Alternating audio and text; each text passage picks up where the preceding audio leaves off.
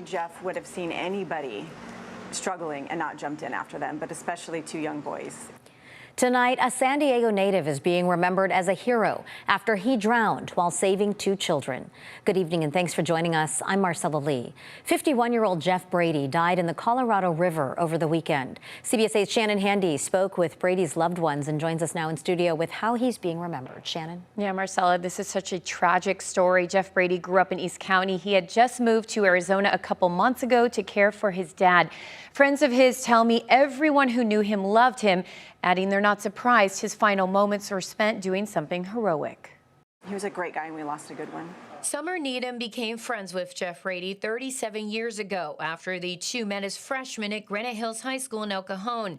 She says while his large stature made him stand out in every room, his heart was even bigger. He was pretty quiet, but he was this gentle giant, very funny, sneaky funny, but a heart of gold. Which is why Summer isn't surprised Jeff sprung into action Saturday when he saw two boys, ages 10 and 12, in trouble in the lower Colorado River. The boys were just fishing and the little one got caught up in the current. It was particularly strong this last weekend, and the older brother kind of went in after him to try and save him, and Jeff saw this from afar and went running and literally dove in after both of them because they both were being taken out.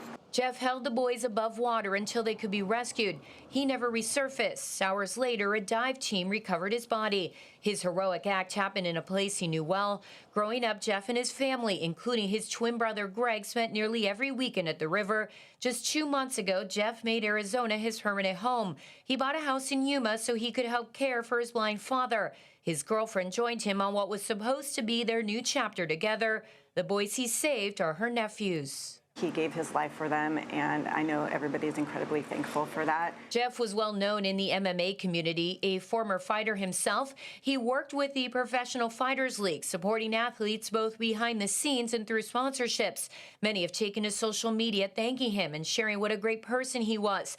His impact was so far-reaching, even UFC CEO Dana White donated $10,000 to a GoFundMe page set up in Jeff's honor. It's been amazing, the love and support that we've seen. He was a hero to all of us. This Sunday, Jeff's friends are holding a fundraiser here at Curbside in La Mesa starting at 3 o'clock. Their hope is to raise enough money for his family so they can carry on the legacy he leaves behind. Jeff moved out there for that reason, to take care of his dad, and all that now falls on Greg. This is where he needs our help and our support through this time. We're all worried about Greg. You know, it's his other half. They did everything together. They were inseparable.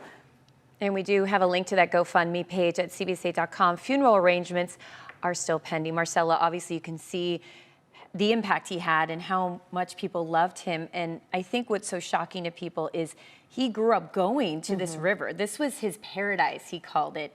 His home, a place he was familiar with, and I'm sure as soon as he saw those two boys in trouble, he didn't think twice about jumping in to try and save them. And the fact that he was able to keep them above water so they could be rescued, but then, you know, is heroic. But then for him to not resurface is so sad. It's so sad. And this week we've seen just the dangers of Mother Nature with what's happening in Texas. And it's a grim reminder of just how powerful it can be and how quickly these tragedies can strike. Yeah. Well, thanks so much. And it's great to see the outpouring of support for a man who has moved, but obviously still very much a hometown guy. His legacy lives on. Thanks so much, Shannon.